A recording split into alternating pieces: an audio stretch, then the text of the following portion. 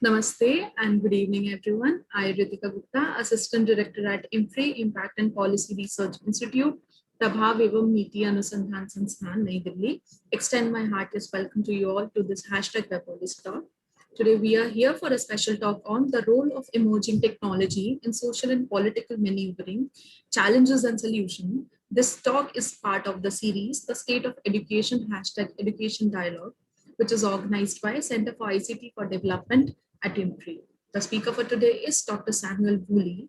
I would now like to welcome our moderator for today, Dr. Simi Mehta, who is CEO and Editorial Director at IMPRI, to introduce our program and the speaker further. Thank you. Ma'am, over to you. Thank you, Ritika, for leading us into the discussion today. Good evening, everyone. And I welcome you all to today's very important and relevant discussion by Dr. Samuel Woolley. We all know that living in the digital age, there has been the role of technology and the technological revolution, so to say, in all aspects of life has been pervaded. And it is but natural for technology to play an integral role in society, politics, economy, and the entire humanity. So therefore, it is a matter of great delight that we have amongst us Dr. Woolley, a specialist in the field, who will be talking about the role of emerging technology in social and political maneuvering, challenges and solutions. Before I invite Dr. Woolley to make his presentation, I would like to take a couple of minutes to introduce Dr. Woolley and in fact apprise the audience of the wonderful work that he has been pursuing. So Dr. Woolley is an assistant professor in the School of Journalism and an assistant professor by courtesy in the School of Information, which are both at the University of Texas at Austin. He is also the project director for propaganda research at the Center for Media Engagement at UT. Dr. Woolley is currently a research associate at the Project for Democracy and the Internet at Stanford University. Previously, he has held research affiliations at the Oxford Internet Institute at University of Oxford and at the Center for Information Technology and Research in the Interest of Society at the University of California, Berkeley. So Dr. Woolley's research is focused on how emergent technologies are used in and around global political communication. His work on computational propaganda, the use of social media in attempts to manipulate public opinion, has revealed the ways in which wide variety of political groups, especially in the United States and abroad, have leveraged the tools such as bots and trending algorithms and tactics of disinformation and also trolling in efforts to control the information flows online. He has extensively published on these themes, books, refereed journals, research papers, amongst others. His research on digital politics, automation, artificial intelligence, social media, and political polarization is currently supported by grants from the Omidyar Network, the Miami Foundation, the Knight Foundation, among others. And his past research funding has been from the Ford Foundation, the Hewlett Foundation, the Open Society Foundations, and many more. And in fact, his work on computational propaganda and bots has been presented to the members of the US Congress, the UK Parliament, NATO, and others. And he holds a PhD in communication from the University of Washington. Dr. Woolley's latest book, which is on the reality game, How the Next Wave of Technology Will Break the Truth, was released in January 2020 by Public Affairs in the US and Octopus Endeavor in the United Kingdom. It basically explores the ways in which the emerging technologies from deep fakes to virtual reality are already being leveraged to manipulate public opinion and how they are likely to be used in the future. And he proposes, very interestingly, the strategic responses to these threats with the ultimate goal of empowering the activists and pushing technology builders to design for democracy and for human rights. So very, very pertinent and topical discussion that we are going to have today. And also Dr. Woolley is the founding director of the Digital Intelligence Lab, which is a research and policy oriented project at the Institute of for the Future, a 50-year-old think tank located in California. Before this, he has served as the Director of Research at the National Science Foundation and European Research Council supported computational propaganda research project at the Oxford Internet Institute, University of Oxford. He's a former research fellow at Jigsaw, which is Google's think tank and technology incubator at the Center Tech Policy Lab at the University of Washington Schools, Law and Information, and at the Center for Media, Data, Society, and Central Europe at Central European University. So very interesting, and we really look forward to the talk today. Welcome, Dr. Woolley. It is a privilege to have you with us. I formally welcome you, and I invite you to begin your presentation. Over to you. Thank you very much. Thank you, Dr. Mehta, and thank you everybody for having me. I'm really happy to be here, and I appreciate that grand introduction. It's always funny to hear your own bio, and very humbling. Today we're going to talk about the role of emerging technology. So technologies that are on the fringes, that are just really beginning to pick up steam globally in social and political maneuvering. So I'm going to go ahead and do a screen share here with you. I have a PowerPoint to share. And I'm going to share a portion of my screen so that you can see this while I can see my notes. It's always a bit tricky. Thanks for bearing with me. So, as Dr. Mehta said, I study what's called computational propaganda, the use of various digital tools in attempts to manipulate public opinion. And in the beginning, what that meant was that I mostly studied automation. I was mostly focused on the ways in which bots, so automated profiles on social media in this case, were being used in attempts to amplify or suppress particular contents. Basically what we saw was governmental actors, politicians, parties, other groups, including corporations, using false automated profiles in attempts to massively amplify their content while pushing out conversations about their opposition. Since then, I've kind of transitioned to looking into the other ways that inorganic information operations flow. So what are the ways that political groups and political entities work to manipulate public opinion using various tools, any tools that they can get their hands on, whether it's on WhatsApp or Facebook or in a VR social media system. And it's been a fascinating 10 years, I will definitely say that. Before I begin, I'd just like to thank the University of Texas and Moody, Moody College of Communication, where I'm based, and also the Center for Media Engagement, which houses my lab, and most importantly, I'd like to thank IMPRI for hosting me. I'm very happy to be here. So most of what I'm going to tell you today is informed by my most recent book, which is called The Reality Game. How the next wave of technology will break the truth. And despite that ominous subtitle, I will say that the book is very much solutions oriented.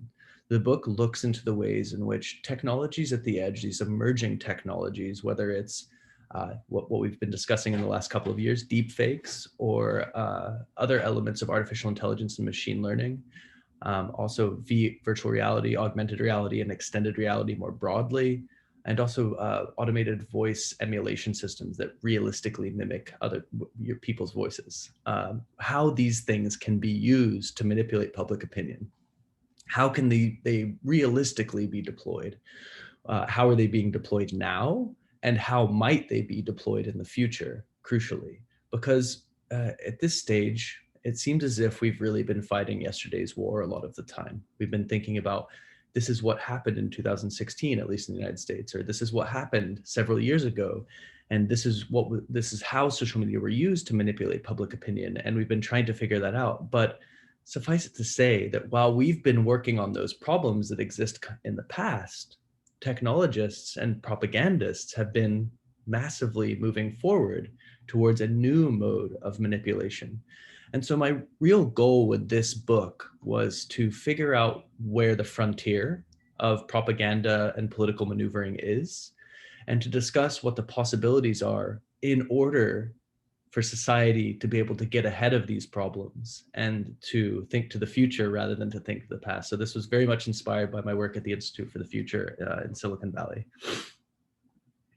In order to understand where my research sits, it's really important to understand that there's a very rich history of propaganda research in the social sciences. In fact, some would say that propaganda research was fundamental in the establishment of social scientific research. People like Walter Lippmann, Edward Bernays, Laswell, Lazarsfeld, all of these very famous names that you probably know if you're a social scientist, had a role in studying propaganda just after World War I. The study of this stuff was massively popularized, not surprisingly, perhaps, because during World War I, there was large-scale use of manipulative tactics via the broadcast media that existed at the time to try to manipulate the public into support for the war. After the war, it came out that there had been a lot of methods of control and people were quite upset. You had people like Bernays and Lippmann come out. On the one hand, Bernays come out and say propaganda is a necessary element of democracy and a sort of a full-throated support of the use of propaganda to extend democracy, because basically the argument that underlies it is that, regular people need help to be coaxed into supporting democracy because otherwise they're easily manipulated, was Bernays's opinion. Walter Lippmann, an ex-journalist and perhaps the most famous scholar of his time then, was a reluctant supporter of propaganda. He understood that it was a manipulative tactic, but he also believed, as someone that had seen the world tumble into a world war, that propaganda was a necessary force to extend democracy.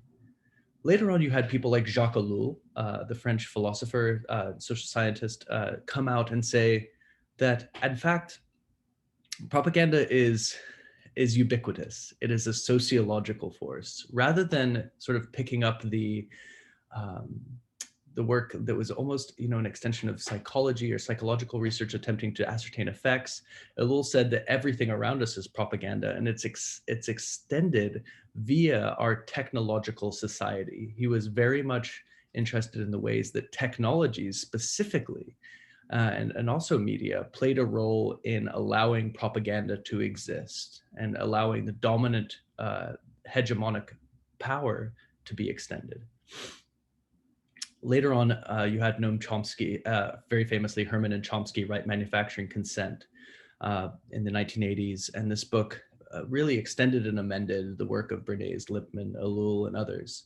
But it turned the focus of what's going on with propaganda and the media and technology upon the media themselves, arguing that the media are ultimately a mouthpiece for the powerful, that because of a variety of different filters and via a variety of different filters, that the media, much of the time, extends the views of the powerful, that they are under the control of the powerful, and because of this, they extend the views of the powerful in order to manufacture consent, which was a term that Lippmann had earlier used.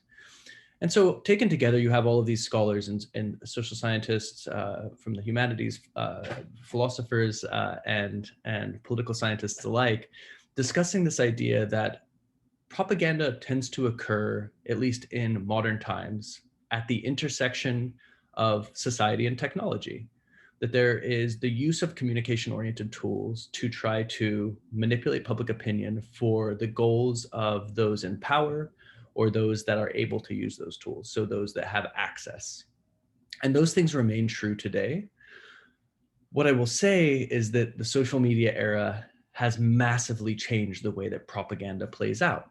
That today propaganda looks a lot different than it did in the 1980s. And even Herman and Chomsky's updated book of Manufacturing Consent in 2003, which attempted to go into some ways in which the internet could be used in this, falls short of really being able to discuss the wide parameters of how propaganda is expanded in the social media era, because at that time, as we all know, Facebook was a very had not reached the international stage yet.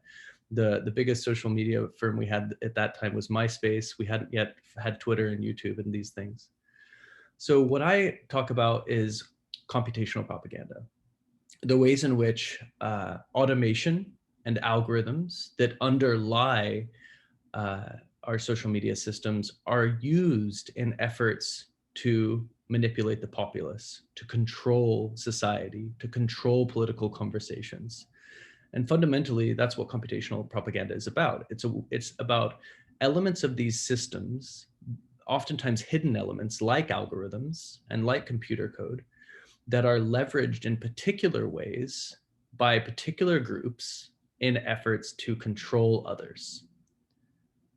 Now, crucially, in order to leverage algorithms or automation, i.e. bots and other tools, towards control via social media, you have to have an understanding of the back end of these products. You have to have a role, on the one hand, sometimes in the development of the products, or you have to have knowledge of how to use APIs, application programming interfaces, which allow you access to the back end of, say, Twitter. Twitter is a good example of a platform that has historically allowed great access to people to their API so that people can build software on top of the extant software on Twitter. So it's very much easy to automate profiles, or historically has been on Twitter. When we first started studying computational propaganda, Philip Howard and I, in 2013, it was very much possible to automate your profile and to launch as many fake automated profiles as you really wanted if you understood a few small things about how to avoid detection.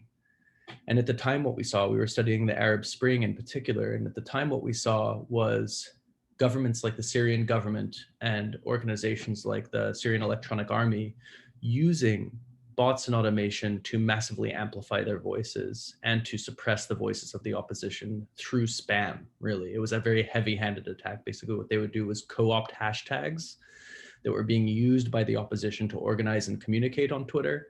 And then they would just flood those hashtags with a bunch of junk so that the people that were using them could not have discussions. So that was the beginning of computational propaganda. And we've since expanded our perception of computational propaganda towards the use of what we call sock puppets, so fake accounts that are not automated, and also just more broadly to the use of other what we call inorganic communication strategies for manipulating public opinion over social media.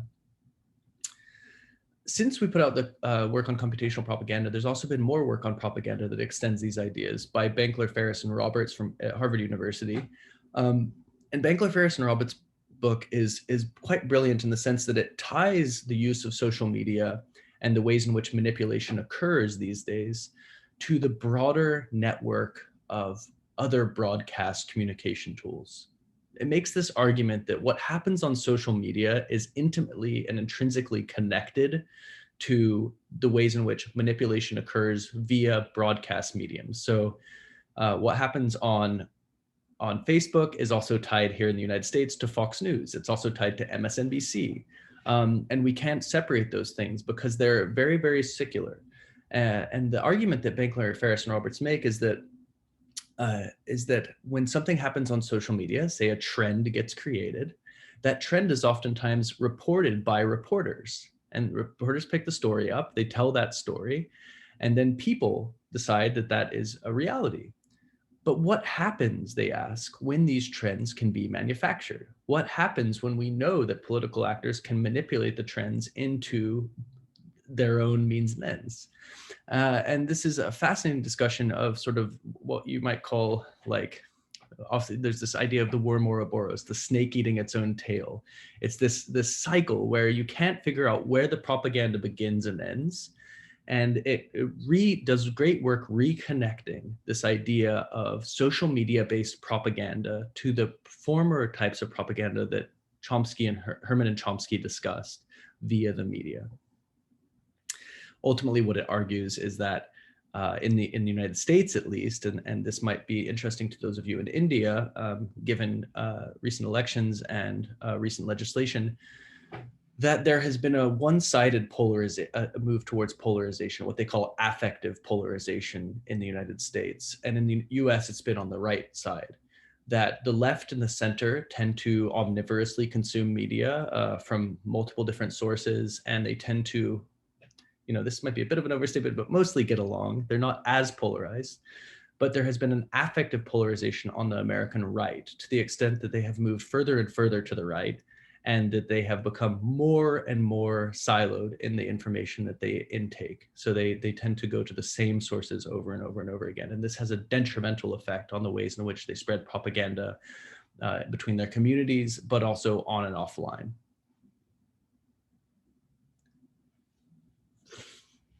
As a scholar of, propaganda today, there are really, I think, three ways that you can work to understand how propaganda flows, how it works, what the effects of it are.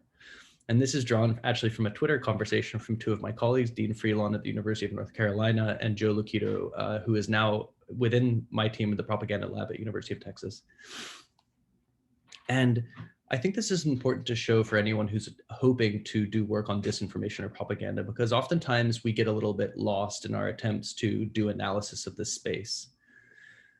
The three ways of understanding propaganda and disinformation today, really, and this is broadly speaking, are content, reception, and intent. What do I mean by that? Well, first, content. It's useful to analyze the content of the messages that flow over social media, or the content of the actual communication, to put it in communication terms. And that means that we must study the ways in which the messages are actually formed, how they use hashtags, how they discuss specific places, what kinds of terminology get used, in order to attempt to ascertain the strategies that exist in spreading this messaging, and also in attempts to figure out who is spreading the messaging. And that gets to the next stage, which is reception. So reception is actually oriented towards like the who of who is receiving these messages, who is actually being targeted, and why are they being targeted. What we found over the last 10 or so years of studying this stuff is that oftentimes it is already marginalized communities that are disproportionately the targets of manipulative communication campaigns over social media. In the United States, what that's meant is that it's been the Latino community or the Black community, the LGBTQ community, or subsegments of particular political populations.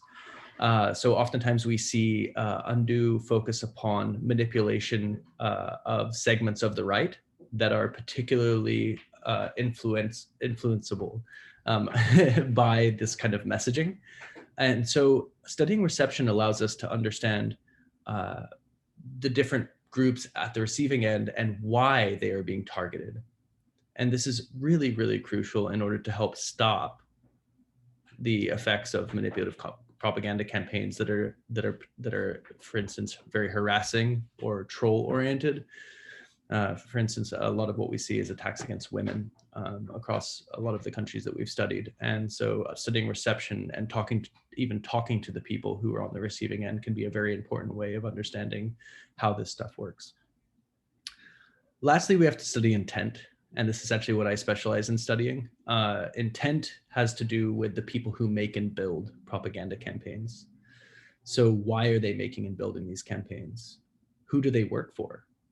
Are they internal to governments? Do they actually work for, say, the United States government or the Brazilian government or the Indian government? Or are they contractors? Are they working for PR and marketing firms that get hired by political campaigns? Are they part of political campaigns? Any and all of these can be true. We found absolutely fascinating stuff comparatively across multiple countries that look into the ways in which intent occurs, that look into the ways in which computational propagandists operate. In India, for instance, we've studied the ways that various political parties have built their own internal propaganda systems to use over WhatsApp. In Brazil, similarly, we've studied the Office of Hate, which is the name that Brazilians use for the internal government office that gets used to troll citizens who speak out against Jair Bolsonaro. In the United States, we've studied the ways in which the Republican and Democratic Party hire particular political consulting groups to do sort of less, I wouldn't say less obvious, but I would say dressed down and opaque and anonymous propaganda campaigns on behalf of the political candidates that hire them. So we've studied this internationally across a lot of different countries. And we found out fascinating things about the people who make and build these. And I think that this is particularly important for a number of reasons, not the least of which is the fact that understanding intent helps us to mitigate the strategies that are used. And it also helps us to hold those who are building these things accountable.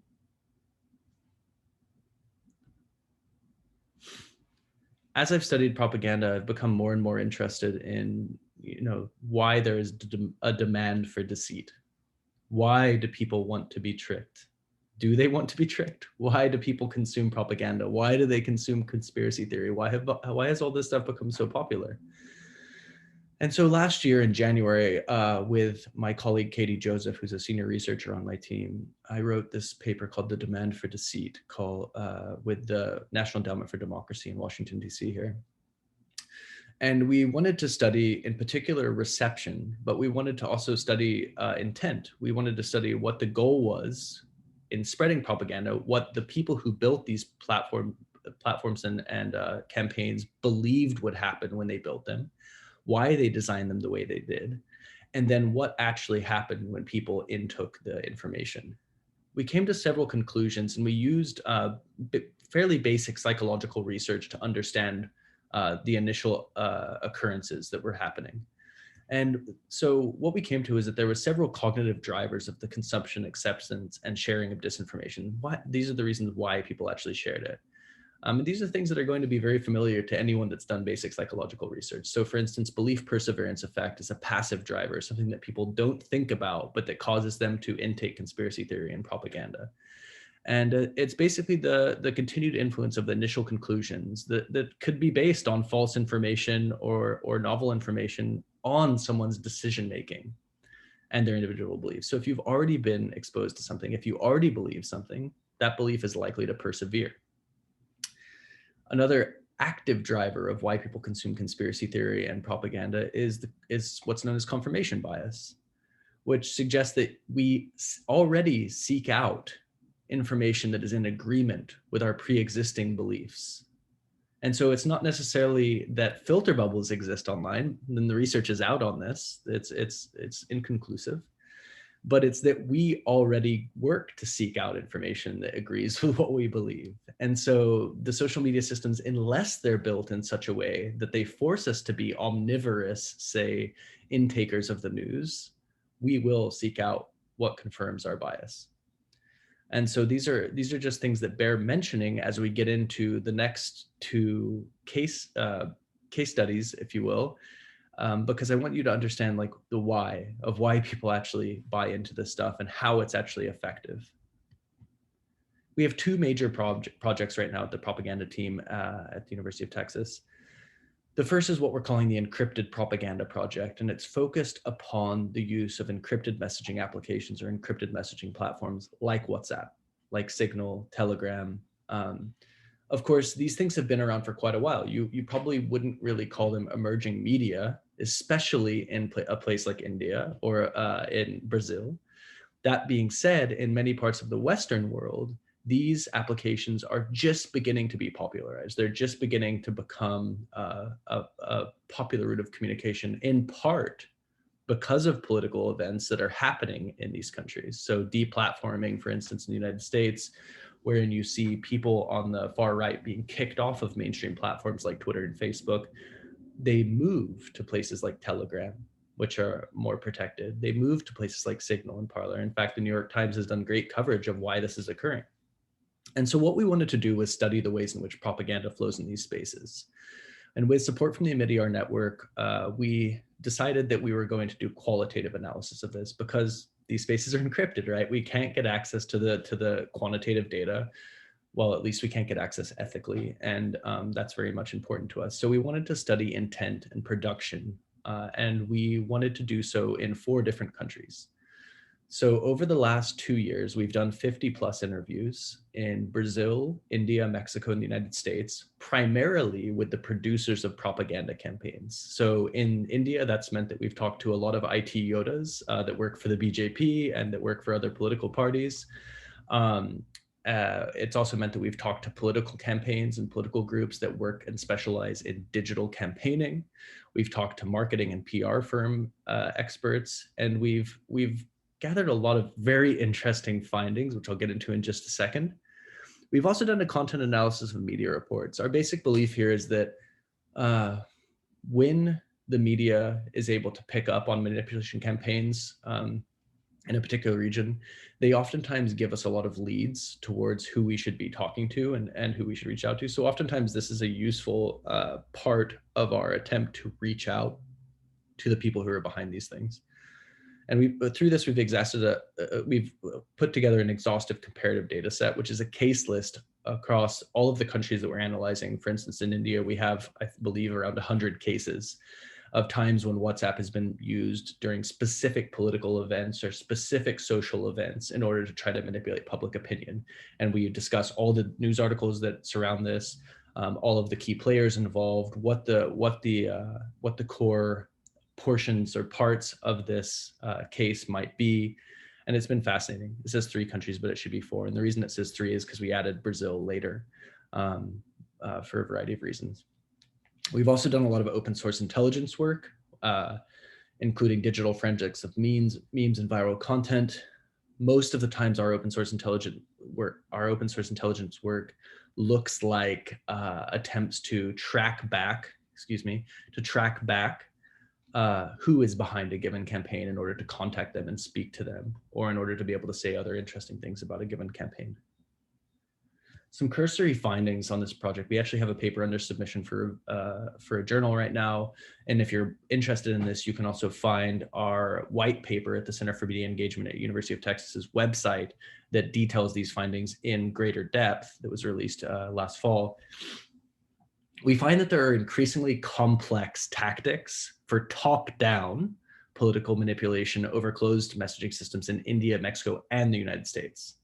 So governments and political groups are increasingly coming up with very complicated and unique strategies for working to manipulate public opinion through systems like WhatsApp in all 3 of these countries.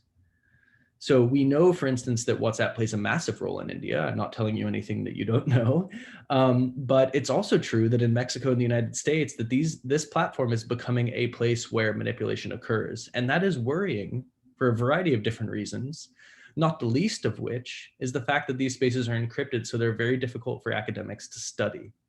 And if we can't study them, then how do we develop knowledge about how the campaigns occur? The second major finding that we have is that there are feedback loops between these encrypted networks, between WhatsApp and politicians on mainstream platforms, namely on Twitter. So in the United States, for instance, before Donald Trump was kicked off of Twitter, we found that the manipulation campaigns and strategizing campaigns that were occurring on platforms like WhatsApp, Telegram, and Signal amongst propagandists were being leveraged at exploiting and manipulating people like Trump and his proxies on Twitter. So oftentimes what we were seeing was an incubation of ideas and manipulation tactics in closed systems with the intention of taking those manipulation campaigns to more mainstream platforms in order to manipulate politicians, but also to manipulate other citizens. We also see that people like Moody, but also Trump and Bolsonaro call out to people who are helping them to do political campaigning or political messaging over WhatsApp, but they call out to them oftentimes on Twitter in a public fora, saying basically, congratulations to XYZ people. And there's become a give and take between the groups that do this manipulation and the politicians that oftentimes are leading the countries. And third, and I think most importantly and most uniquely, relational organizing is inherent to the manipulative power of these platforms. Relational organizing speaks to the intimacy of groups on WhatsApp. It's a term from marketing. And it's this idea that the more intimate your connection with someone, the more likely they are to be able to change your mind. And so the fact that WhatsApp groups are, at around at the max 240 people, and the fact that you oftentimes know the people that you're interacting with, or feel like you know them through a friend, or have some degree of intimacy with them, is a very powerful method of manipulating you. So the psychology shows that the best way to change your political beliefs is to talk to someone you care about. So they say that if you want to actually change someone's opinion, like if your dad or your mom has a particular political view, you actually have quite a good chance of changing their opinion because they care about you. It's very unlikely, though, that a random bot profile on social media will have very much success at actually changing your mind about a given political view, right? And that wasn't what we were arguing, to be clear, in the early days of computational propaganda. What we were actually arguing was that the bots were being used to manipulate the algorithms. So they were being used to drive up trends and to manipulate trends. So it was more computer to computer communication. And that what ultimately manipulated people was the news articles and other things that got written about those trends. Suffice to say, though, that on encrypted spaces, relational organizing has become very much the center of these kinds of manipulation tactics, not just in India or Brazil, but also across the world. And so what we see is that the use of nano influencers, which are basically small scale influencers who have under 5,000 followers, follow what is happening on platforms like WhatsApp. They're oftentimes recruited by political parties to try to communicate with their smaller communities. They're paid small amounts of money to do this. They don't disclose that they are paid money to do what they do. And because they have small followings and because they are not what you would call a celebrity influencer by any means, they're actually able to have a more intimate connection with their audiences and more effectively manipulate them. Pods are basically organized groups of influencers that like one another's content or help to spread one another's content. And so as this stuff metastasizes from WhatsApp and goes to spaces like Instagram or TikTok, the nano influencers actually coordinate likes, shares, comments, and they're able to give, much like what we saw with bots, the illusion of popularity, organic popularity, I guess I should say, to the content that's appearing. And if I was to say that what I was most concerned about when it comes to propaganda today, I would say that it's the use of relational organizing. It's the use of these partisan nano influencers in the place of things like bots and sock puppets, because it's a more sophisticated strategy for actually manipulating people's psychology, manipulating people's politics. The second project that we have is on geopropaganda, and it's focusing upon the use of location data by campaigns, super PACs, lobbyists, and other political groups to influence political discussions and decisions. Everyone knows about this idea, or this phenomena, the Cambridge Analytica scandal in the United States in 2016. But what a lot of people don't discuss is the fact that Cambridge Analytica, by and large, was using Facebook's ads dashboard as it was meant to be built. The whole smoke and mirrors campaign of saying that they were doing psychographic marketing, where they were able to actually effectively target individuals via their data sets that they had illegally scraped, was mostly untrue. In fact, what they did was target micro demographics in particular states, that swing states. And ultimately, the result of Cambridge Analytica, but also several other things, was that the Facebook Graph API, this way of accessing this kind of demographic, hyper-specific demographic data, was shut off to these groups. And there was a curbing of the types of ways that you could target specific groups on Facebook, particularly if you're attempting to target them by, say, the color of their skin, which was something that we saw Cambridge Analytica do. And so with geopropaganda, what we've seen is that political groups are working to recreate, to back their way into the Facebook Graph API by gathering any data that they can. And oftentimes the way that they gather data these days is, well, by buying it from intermediaries, of course. There's lots of data brokers out there. Also by purchasing people's credit data, but also through geolocation data. So everyone tends to carry a phone these days. There's lots of us have smartphones in our pocket right now. And that smartphone tracks where we go. Various applications on the smartphone tell those who are willing to pay for the data where we spend our time, whether it's at a particular church or mosque, or whether it is at in the United States, maybe it's the gun range, or maybe someone's going to the abortion clinic.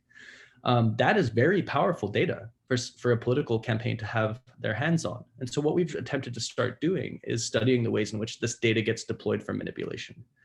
And so we've done 30 plus interviews and field work with campaigns, firms, and organizations that leverage this data from geolocation, and not just from geolocation data from your cell phone, but also geofencing, wherein you draw a perimeter around a particular location, and then anyone with a smartphone who goes in has their information sent back to the source. Bluetooth beacons, which operate similarly. We've actually, in fact, seen campaigns in the United States put Bluetooth beacons, which are basically a little signal tracker, inside their yard signs that they put in people's yards in the United States. And then when you walk by, it tracks who's walking by. And also from Wi-Fi signals and other cell data, and also from drones increasingly. So drone usage during the protests surrounding the death of the murder of George Floyd were also used to gather people's location data. All of this is being combined to send political messaging during the past 2020 election, but also around the world. Again, we've done content analysis of media reports, but we've also been working to do policy analyses. And suffice to say that we're finding very, very interesting things. And in fact, we just launched a website where we have people like Yale Eisenstadt, Cory Doctorow, and others speaking to geopropaganda and how it works. And so if you're interested in cursory findings on this geopropaganda project, which is a little bit newer than the other projects, so we don't have as much to share, please go to that website and check it out, because it's a great place to learn about the basics of how geolocation works and what the implications are, both in terms of surveillance and in terms of propaganda. And so if we zoom out, really what we're trying to do here is connect surveillance and the latest surveillance technology to propaganda, and say that actually all that data that gets gathered through surveillance ends up being used to propagandize to us later on. I make a couple provocations in the reality game in my book, and I just want to end with those before we get into some Q&A. The first is that the social media tools that we use, that we currently know and love or hate, or maybe love and hate, are built with particular uses in mind. Anyone who's watched the recent Netflix show, The Social Dilemma, understands these sorts of things. But the basic idea here is that these systems are optimized for advertising. They're optimized for time spent on the platform. They want us to spend as much time as possible there. They're not optimized for good quality information. They were never built to be spaces where we would consume the news. They became that over time. And if we accept the fact that these platforms curate information to us, which I think is inarguable, the algorithms that are built there are built to show us trends. They are built to show us what we should consume. These platforms over the course of time have also done a lot of recommending to people of what they should read and how. Then we begin to understand the fact that these platforms are flawed informational environments. They're built in such a way that they do not prioritize democracy or human rights. In fact, they prioritize popularity. And that's a big problem, because it means that attempts to manipulate the popularity of things, which we know occur on these systems, can result in very undue things. And so one provocation that I have in the reality game is what would it look like to begin to design tools with the tenets of human rights and democracy in mind? And I mean small d democracy, I don't mean US democracy. So what would it look like to encode our platforms with those sorts of values, rather than the values of that I've just discussed? People like Safia Noble, who wrote Algorithms of Oppression, and Virginia Eubanks have made great arguments and done absolutely fantastic research about the ways in which people's values are input into the algorithms. So the coders, maybe passively, maybe actively put their own values into these algorithms and into the code. What would it look like to change that for the sake of human rights and democracy? What would a social media platform built with human rights in mind look like? I don't know. The second provocation is that we need public interest technologists. That in the 1950s in the United States, at least, there was a revelation amongst civil society groups that we really needed public interest lawyers, that most lawyers that were graduating from top law schools were going to work for corporate firms. They were going to where they could make the most money. The same is true today. Most of the students that are being trained in computer science or information science are going to firms that will pay them the top dollar. They're going to Google, they're going to Facebook, Uber, Tesla, you name it, Amazon. And the other provocation in this book is, how do we encourage students of computer science who understand the inner workings of this code to go to work in the interest of the public, to go to work for the government, to go to work for civil society groups, and to help us to build policy that actually responds to this problem in a sophisticated manner, that actually is built on an understanding of how the tools operate, rather than some kind of reactionary stance that is built on further attempts to control the system, or that is built on fear and the desire to just satiate the public because the public's calling out for control of the platforms, but really a lack of understanding about how the platforms or the tools actually work. Specifically, I have in mind several of the bots bills that have been introduced in the United States, across multiple states here, that basically call for a banning of all bots on the internet, which is absolutely asinine, because bots are infrastructural to the internet. They're used for all sorts of different tasks. They're basically any automated software code. And so what we need in many ways is public interest technologists, and we have to ask ourselves, how do we build that? If you're looking for resources on this talk and the things that I've discussed, there's several out there. UT Center for Media Engagement, where I'm at, has lots, including information and reports on the encrypted messaging apps project and the geolocation project I've discussed. First Draft News has fantastic work with journalists and civil society organizations, training them how to do spotting of disinformation and more advanced fact checking in an era where we know that simple fact checking doesn't really tend to work. It actually tends to solidify people's beliefs in something when a top-down organization says, hey, you're wrong. First Draft has great information on what to do in those cases. Harvard's Technology and Social Change Project, led by Joan Donovan, is another fantastic research organization that does a lot of ethnographic, qualitative work, helping to understand extremist groups and the ways that they leverage these tools for manipulation. And finally, if you're looking for pragmatic tools that you can actually use, technologies, whether it's browser plugins or apps or bot detection tools, RAND Corporation here in the United States has a whole page of tools that are used to fight disinformation that you can download and use to your benefit or your organization's benefit. Thank you very much. This has been really fun. Forgive me, it's a bit early here, so if I've stumbled over words and things, forgive me for that, but I'm excited to have a Q&A, and so please feel free to ask any questions that you might have. Absolutely. Thank you so much. It was just a delight to listen to such interesting insights and wonderful presentation.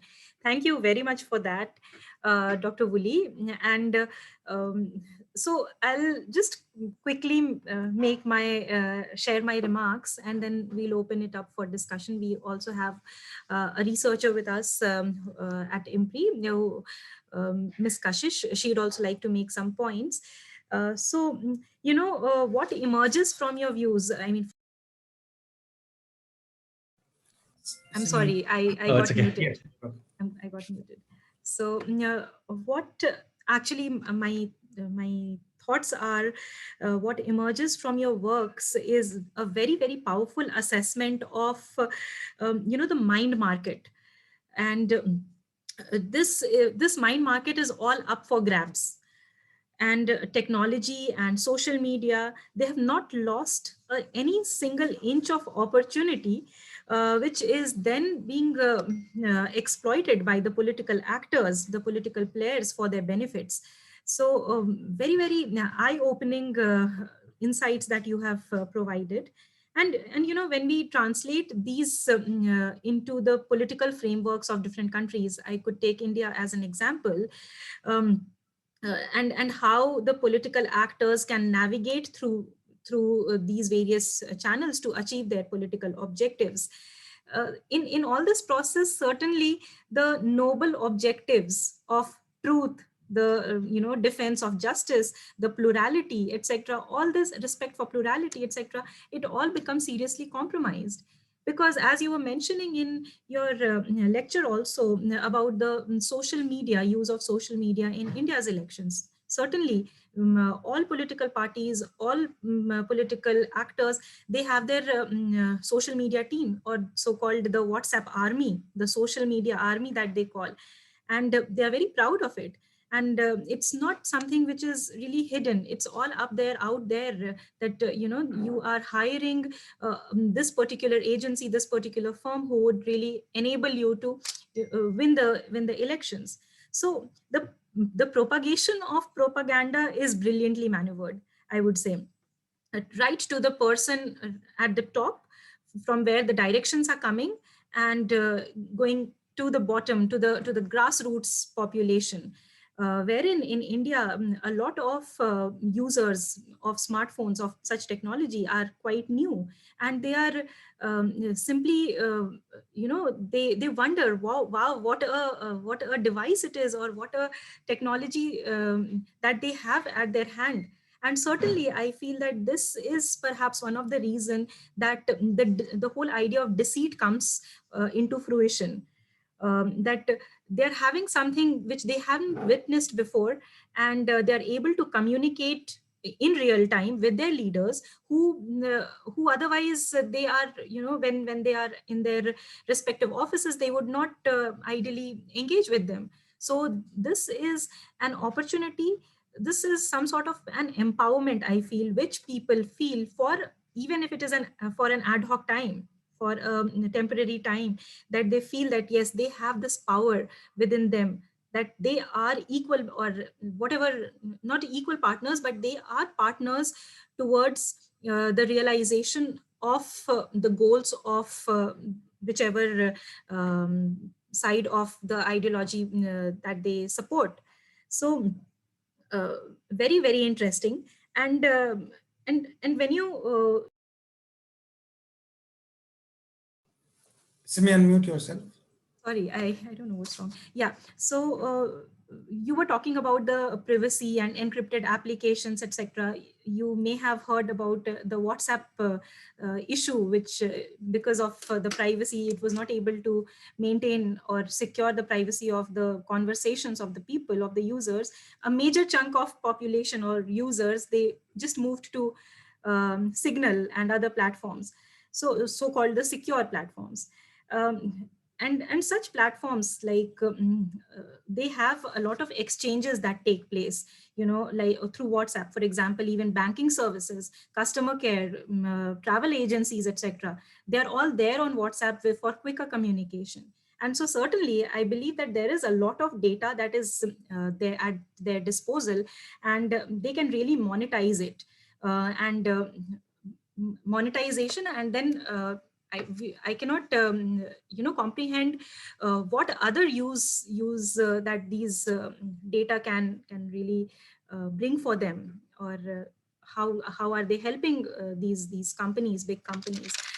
And finally, my one question to you is about do you think in the age of technology and social media revolution, the conventional mass media, uh, they have their image of providing the kind of information that the people need to understand or to make sense of the world that they are living in, they are not able to catch up in the race? And or is it that even the mass media, the conventional mass media, they are also bandwagoning with these other newer technologies, just in an attempt to remain relevant? So if you could share your thoughts on that, and we'll then open up for discussion. Back to you. Yeah. So fantastic points, Dr. Mehta. It's been fascinating to watch the sort of, if you want to call it, the diaspora of people away from WhatsApp and to these other applications. It's also been fascinating to look at the ways in which political campaigns have picked up the use of particular applications just because they feel that they must stay relevant. They must stay on top of things, and that if one party is going to use a particular tool in a particular way, then the other parties are going to do it as well. And so it's not just that there's a bandwagon effect amongst the people who are looking at the particular types of content that appear because of manipulation campaigns. It's also that there's a bandwagon effect amongst the people that are in leadership positions of saying, well, if they're going to do it, then we're going to do it. There's this idea of, in the United States, of the fire hose of falsehood. And at what time does this fire hose get turned off?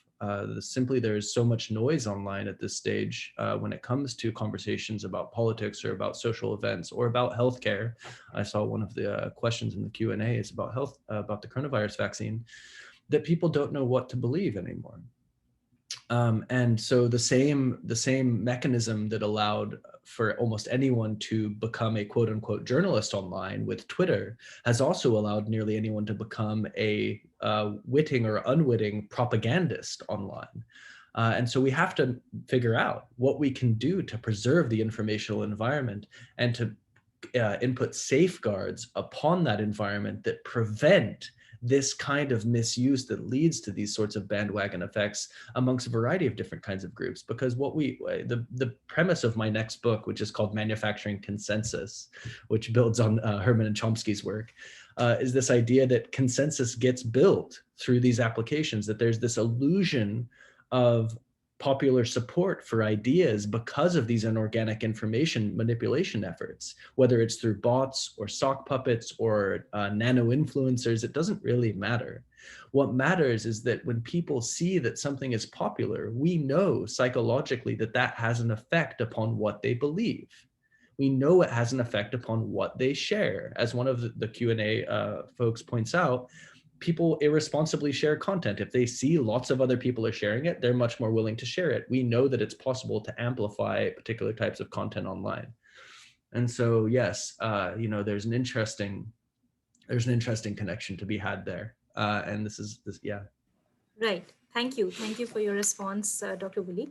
I would now invite Ms. Kashish to make her points. Kashish? Yes, thank you so much, Dr. Mehta. Good evening, or I would say good morning, sir. I'm an undergraduate student pursuing political science honors, and sort of longer comment precedes my question, so I hope you would excuse that. You mentioned the Arab Spring, and in recent times in the Indian subcontinent, we've been witnessing what you might call an Indian Spring. There have been two major national protests enacted by laws that were passed by the government, and they've been met with massive propaganda, both from the far right and even the left. If we sort of do an analysis of both the movements and their ability to sustain themselves in the society, I believe that the farmers, I'm mentioning the movement against the Citizenship Amendment Act and the movement against the farmers' law. And in particular, the protests that was led by the farmers, they had a very coordinated mechanism of producing counter narratives against the propaganda they were met with. They started their own newsletter in various languages. They set up their own website. They had their own YouTube channels. They had local media channels covering them. So moving forward, do you think social movements will have to consider their ability to produce counter narratives as one of the most crucial factors that will ensure their survival? Or do you think it's like the single most important crucial factor for their survival? Yeah, that's what I would like to ask. Thank you so much.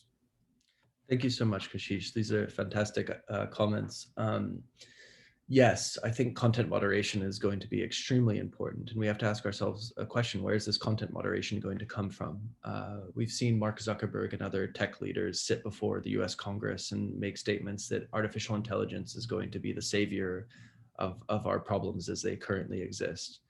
And it's because this problem that we're discussing, whether it's on Facebook or WhatsApp, which is another Facebook-owned platform, is massive. Facebook scaled to have billions of users, now over 2 billion users. And so the question is, how do we do content moderation of that size of a problem? Well, first, what I would say is that we should not accept the fact that we have to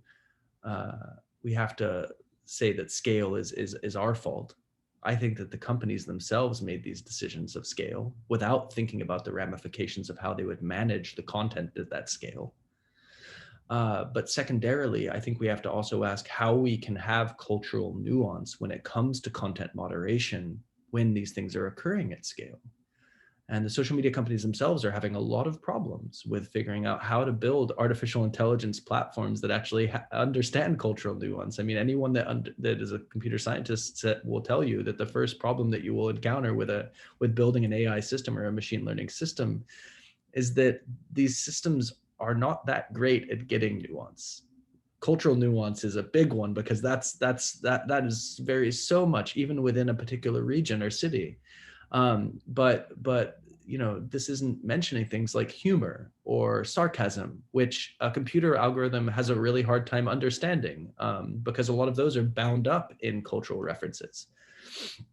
And so, to get back to your point, Kashish, I think that community groups do have to do some of this work. That what we're finding in the United States, India, Brazil, is that oftentimes it's the groups that are under attack by these propaganda campaigns or disinformation campaigns that band together to work to identify false information or manipulative types of information.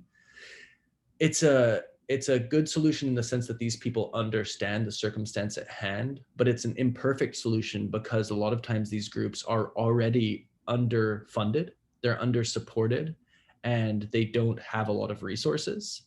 And so moving forward, I think what we have to ask of civil society, of funding organizations, and of the platforms themselves is to figure out how to work with civil society groups, with movement-based organizations, with activists who are on the receiving end of this kind of propaganda and who can do the content moderation in a way that effectively crowdsources our efforts to be more culturally sensitive and to be more culturally specific as we work to moderate this content. Right. Thank you, Dr. Woolley. I would invite Ms. Chavi, she's a researcher at IMPRI, to share her remarks and questions if you have. Thank you, Dr. Mehta. Good evening, and thank you so much for your wonderful talk, Dr. Samuel. I'm an undergraduate student pursuing political science and economics and a researcher at IMPRI. So a few years back, I read an article on the New York Times, and it was about a young white man in America who identified as liberal, who got sucked into a vortex of far-right propaganda through YouTube's algorithm. And a key feature of these YouTubers was that they weren't obnoxiously shouting their views. They hid their misogynistic, racist views behind a cover of skits and sketches, basically to attract audiences. So this young man, his name is Caleb Cain. He felt that he was facing an uncomfortable truth because he was viewing videos such as how gender progressive policies are holding back young men like him. So as you mentioned, the familiarity, how people tend to consume content that is familiar to them, something that they can identify with. So my question is that, do you think is the responsibility of platforms such as YouTube to censor such content, or do you think that individuals themselves need to be more careful, more vigilant in the content that they consume online? Thank you. Fantastic question, Chavi. I think that, first of all, what I would say is that this is a common story and a common phenomenon that are really important to surface and to let people know about, which is that people are radicalized using these platforms. The work of Becca Lewis and Joan Donovan certainly points these things out. There's a fantastic paper that I would point anyone on the call to, which is Alternative Influence, which is all about YouTube and the ways in which it pushes people towards more and more radical content, but also specifically the ways in which YouTube, these what I would say are extremists, but perhaps hidden extremists, the ways in which they leverage relational organizing and intimacy and, hey, I'm just like you, and these methods of manipulation in getting people to believe what they want them to believe. That paper is my go-to there. In terms of your question, I think the answer is yes, absolutely. I think that YouTube has to limit the ways in which it prioritizes hateful content or specific kinds of videos. It has to have a system for doing so. It can't be willy-nilly. It can't just be built on nothing. At present, we've seen a fairly ad hoc sort of scrambling response to figure out how to prevent the spread of these kinds of videos. And I think we need to see a transparent system for how these videos are blocked. I specifically think that we need to work to block videos that include hate speech, that are targeted at specific protected groups. So if they're targeting religious groups, if they're targeting minority groups, et cetera, if they're targeting women, then we should consider blocking that kind of content from being recommended at the very least. Maybe not from appearing, because we want to be able to preserve free speech, but for YouTube to recommend that content to people is terrible. we also should be preventing recommendation of electoral mis and disinformation. Anything that's telling people mistruths on how, when, or where to vote or how to engage in politics is absolutely should be out of the question in terms of recommendations and perhaps even from appearing on these sites. And finally, what I would say is that we know that there's good research out there, including research recently from a team of researchers at Brazil, that shows us that recommendations of extreme content, particularly in the United States context, but also elsewhere, particularly extreme right content, but also sometimes extreme left content, will be prioritized within a couple of videos on YouTube. And that oftentimes the ways in which people receive that content is through the YouTube recommendation system. And so that is a big problem, and it's something that YouTube has to cop to and figure out. I'll end by saying that YouTube has attempted to keep itself out of these conversations about disinformation, propaganda, and political manipulation by saying that it's not a problem on their platform as much, but they can no longer do that. This is, that's a dead on arrival argument. It does not work anymore. And so Google has to step up to the plate and actually work to respond. Thank you. Great. Thank you, Dr. Woolley, for responding to that. I would invite Dr. Arjun Kumar. He is the director of IMPRI to share his comments. Thank you. Thank you, Simi. Thank you so much, Dr. Samuel Woolley, for enlightening us with your very interesting lecture. I had a few questions since we deal with policy and their impact. Now, all the schemes and all the programs also have MIS data, and you were mentioning the geolocation and algorithm. There also we are using it for, let us say, if we are giving toilets or housing or other things, those things are also getting geolocated. So how do you see the security or the usability part of it? Not directly, but indirectly, it is also used for social and political purposes. My second question was that, how do you foresee that in this pandemic, when we are also mining the health data, and also to target for vaccine or other purposes, do you see that international, national, or any other players would use it for commercial or political use, especially this health dimension, because there one has to act very quickly, especially in this pandemic. And my third question was that, how do you see China's response to it? Because they have their own VPN and their own internet. So will that be a way to go? Because in US, we also saw that Russia's hand was there in all these things. So there are a lot of international players are also getting it in this digital and misinformation things. So how do you see the international cooperation leading to stop this kind of practices? And lastly, I just also wanted to know that all the governments are also saying that you have to regulate or control content also by yourself. So how do you see this self-management provocacy which every government is taking? Will it work? And how do you see the road ahead? Thank you. Please unmute, sir. Yes. Yes. Yes. Thank you, Dr. Kumar. Okay, so on the first question about geolocation being built into a lot of tools, I think it's a question really about the Internet of Things and about the ways in which everything is really connected these days. I think we have to be very careful and that we need strict policy to think through the ways in which geolocation occurs or other types of data, whether it's healthcare data or otherwise, are collected and how they are used. Right now, there's not a lot of legislation that prevents the transfer of this kind of data into commercial hands. And that is true with your second question about coronavirus and COVID, as it is with the question about geolocation data. Even in the United States, we don't see a lot of robust regulations that work to protect people's personal data. And so suffice to say, we are in desperate need internationally of policy that works to regulate how this data gets collected, who can have access to it, how it's stored, and all of these sorts of things, because ultimately it can be used indirectly, as you say, for political manipulation and other purposes, and that's unacceptable, right? To have our data turned back upon us. And I mean, really, ultimately, it's a question of privacy. It's a question of a fundamental human right, which is our freedom to feel that we're not being tracked at every turn. It's not to say that this kind of information can't have positive effects.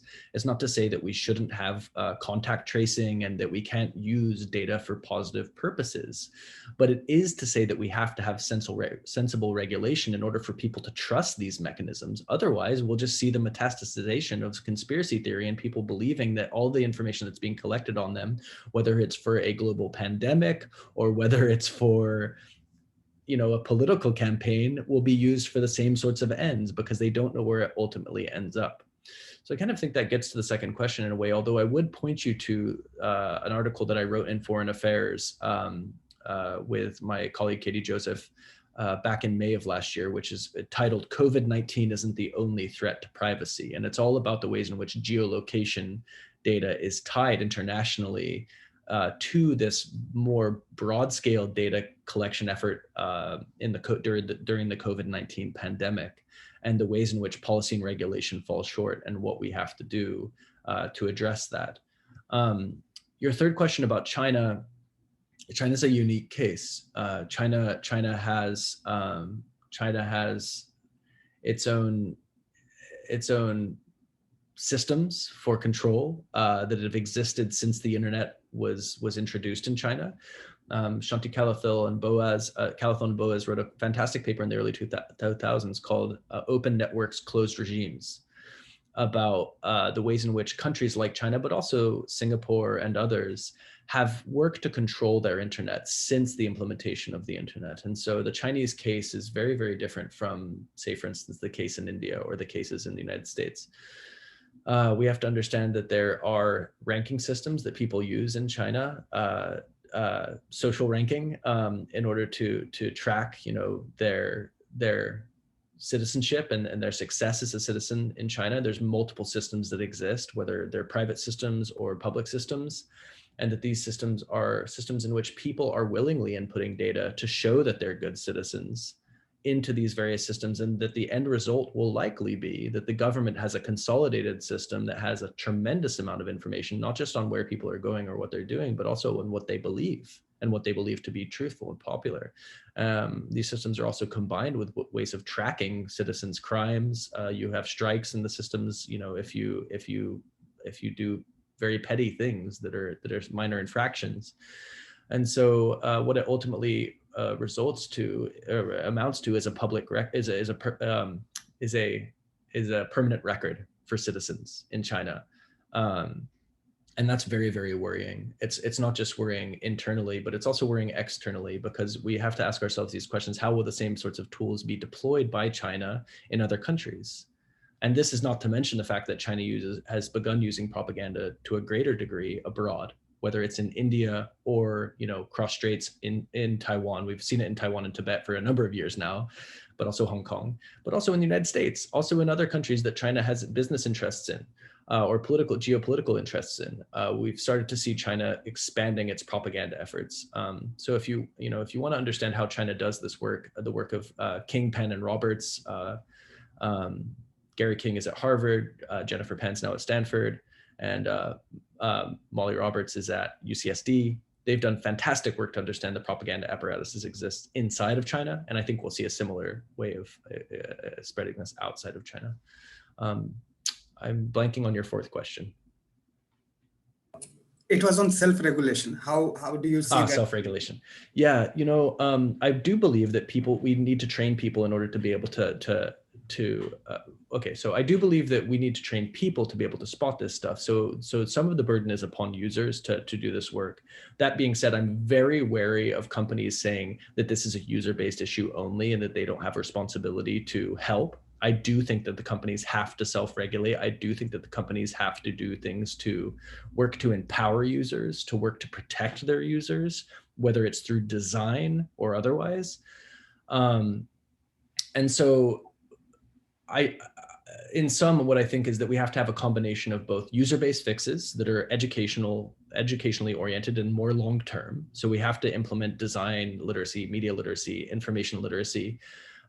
We also have to have the companies self-regulate. We also have to have sensible policies that hold the companies accountable, because it's not enough that in 5 years that they say, oh, we've done our part, now we're going to throw off of the self-regulations. Because remember, a lot of the changes that have been made by these companies are not enforceable should they decide that they don't want to do them anymore. Right.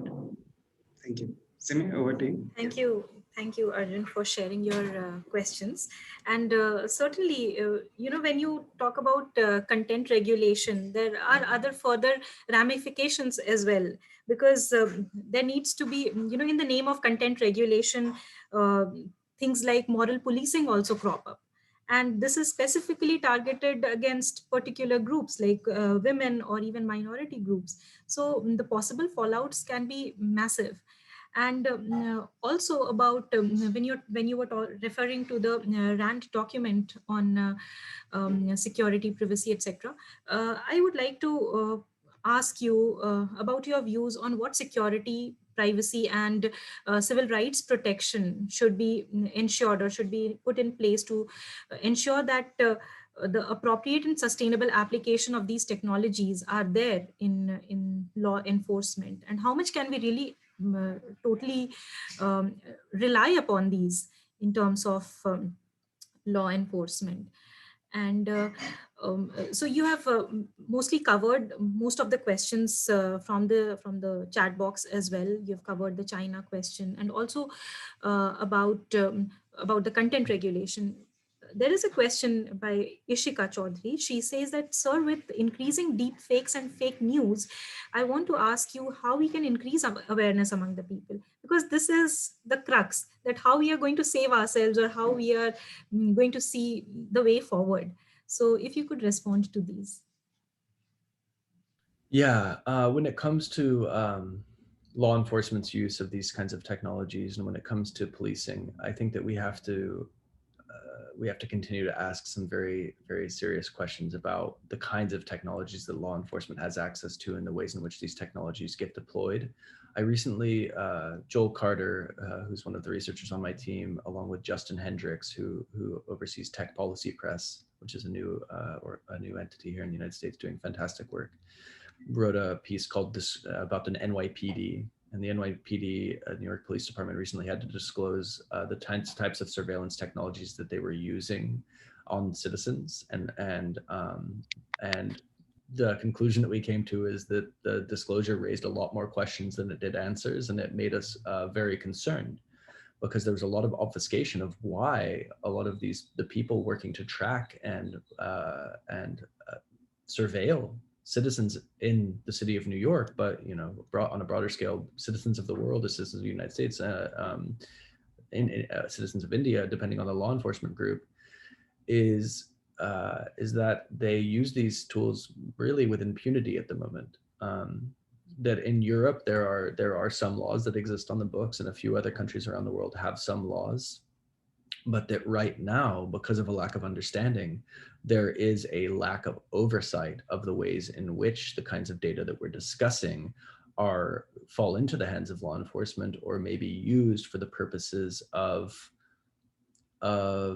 political malfeasance or political repercussions. Take, for instance, places like Russia, where you have Navalny in prison and being denied treatment for illness. I think that Russia is a great case of a country wherein this kind of information in the hands of law enforcement could have extremely detrimental effects. And so it's not just a question of the fact that we need regulation, because we know that the Russian government has a large degree of corruption when it comes to regulation, and the elections there are not fair. So the companies that are actually building these products have to ask themselves very specific questions, because a lot of the companies that are building the products are actually based in democracies. They are based in the United States, and then they're selling these products to groups in places like Russia or places like Saudi Arabia or China. And that brings up some very serious questions. So perhaps one of the ways that we hold those companies accountable is by creating policy in our own countries to stop what they can share with particular groups, particular organizations. As to the question about how we train people, I think we have to train people on the pragmatics, because there's been a lot of fear about deepfakes and what they can do, but we haven't really seen it come to fruition. Suffice to say that GAN networks, which are the technology that are behind deepfakes, generative adversarial networks, that get used to combine people's photos to make them look like they're saying and doing things they never said or did, are quite sophisticated, and they're becoming more accessible to the public, but propagandists are pragmatists. They will use the simplest tools that they can use, the cheapest tools that they can use to get the job done. Oftentimes in India, China, and other places, including the United States, that means using people to manipulate folks, or using cheap fake videos that are basically edited or sped up or slowed down using iMovie. So for instance, Nancy Pelosi, there was a video of Nancy Pelosi, the Speaker of the House, that was slowed down to make it look as if she was drunk. That was not a deep fake video, but people are very concerned about deep fakes, rightfully so, because the technology is sophisticated and could have implications. But we have to come up with some way of educating people about not just what's possible, but also what's currently happening. And these are medium to long-term solutions. They require innovation in the education space that we're just not seeing, at least in the United States. I don't know about India, that I think would require the introduction of more critical thinking courses at an early age in secondary school, for instance, that we don't see in the United States. A lot of college students in the United States don't really get clear critical thinking education until they get to college. And then, yeah, I think that's right. So truly application-based education is required. So thank you for your response, Dr. Woolley. There is closely related to the question on content regulation is by Miss Amy Rux. Sorry if I am mispronouncing your name. Her concern is that in her work, she sees is that minorities online, specifically indigenous groups who report trolling, end up becoming victims of social media content regulation when they attempt to defend their community, which is really true. How can we create policies that protect these groups and empower their ability to partner with social media platforms in order that they can team up with content moderators to identify abusive content online? This is a fantastic and really important question, and I've absolutely seen the same thing in my own work. And it's a big problem. It's a problem of false positives. It's a problem of misidentification of the people who are on the receiving end versus the offensive end. And so I think that there's a variety of mechanisms that we can think about to help these groups work with social media platforms or policymakers or civil society groups to empower them so that they don't fall prey to content moderation, to getting kicked off of the platform just because they're trying to defend their communities. I've seen some attempts, cursory attempts, I should say, by the social media platforms to reach out to civil society and movement-based organizations in the United States, groups like Color of Change and others, in order to work with them to figure out how to address exactly these kinds of problems, but also how to protect marginalized communities, whether it's indigenous groups or others. They're very, again, rudimentary, and these are based in the United States. We have to see this scaled, and right now we're not seeing it scaled. Mostly the problems are being addressed in the United States first, and then they are going around the world. And I worry that, we can't wait for 10 years for these things to get to Myanmar. We can't wait for 10 years for these things to get to much of Eastern Europe. Otherwise, we'll see seriously detrimental effects. And so we can't only rely upon the social media platforms to do that kind of work. We need civil society groups and other infrastructural groups to support this kind of work, not just to connect groups with social media platforms so that there's a conversation, but also to connect groups with policymakers and to make it clear that groups are being detrimentally affected and that they are being kicked off of platforms or also trolled in response to their attempts to protect their community. And with that, we need to see the creation of some policies that work to protect particularly indigenous groups, particularly other kinds of protected groups that receive undue types of backlash because of their attempt to protect their community from undue influence.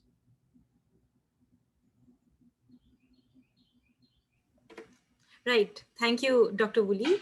I know it's beyond time, and very closely related to this previous response is a question that was the first question rather, and I would request you to kindly take it.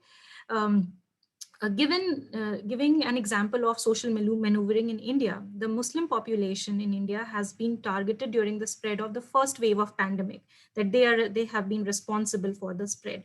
where videos of vegetable sellers were portrayed as selling infected vegetables, messages containing hatred for Muslims being circulated, which made people believe that coronavirus is being spread by this particular community. So when one particular Muslim gathering was targeted, although many other Hindu gatherings and other religious gatherings were also held, but these were not reported in this similar manner. So media played an important role in repeatedly highlighting these missed trends. So this minority faced a dual pandemic. What do you suggest as a responsible citizen to do to stop such hatred through social media? So you've partly answered it, but yes, I think this is an important point that is being brought about. It's a difficult thing for the average citizen to do much to respond to this because of, you know, the scale at which this is happening. What I would say is that we need to focus our attention upon working with media organizations to make sure that they do not repeat these untruths. One of the things that we focus on at Center for Media Engagement, unsurprisingly given our name, is working with these organizations to make sure that they have a better verification and vetting process for the kinds of information that they reproduce. Remember, I talked about networked propaganda and the ways in which oftentimes what we see is the disinformation and misinformation and propaganda that appears online then being repeated by media organizations who are struggling to find stories or who are doing lazy journalism, reporting on trends or upon what they see on Twitter or on WhatsApp. And this is not enough. That's not okay. We have to work with these organizations to make sure that they have better understandings of what content is worthy of repeating versus not. And when they fail in those regards, they must be held accountable. I mean, we have laws and policies that are built to do this. I'm all for free press. I'm all for free speech, but I think it is a terrible thing when we see journalists and the media re-reporting on rumors that result in targeting of a minority community in a particular place. And we see the same thing happening in the United States oftentimes. We see it happening in England. We see it happening in Brazil. And so there's got to be more work. First Draft is leading the way to do this kind of work. We also have groups like the Poynter Institute in the United States, but the Center for Media Engagement is also attempting to scale our efforts to do this kind of work because really it boils down to irresponsible reporting and yeah, I would say that's my answer. Absolutely. Right, absolutely. It is much needed. So did you have a chance to study intent in India? I mean, there's a question also. Yes. And if yes, are there any striking differences or what were your major findings?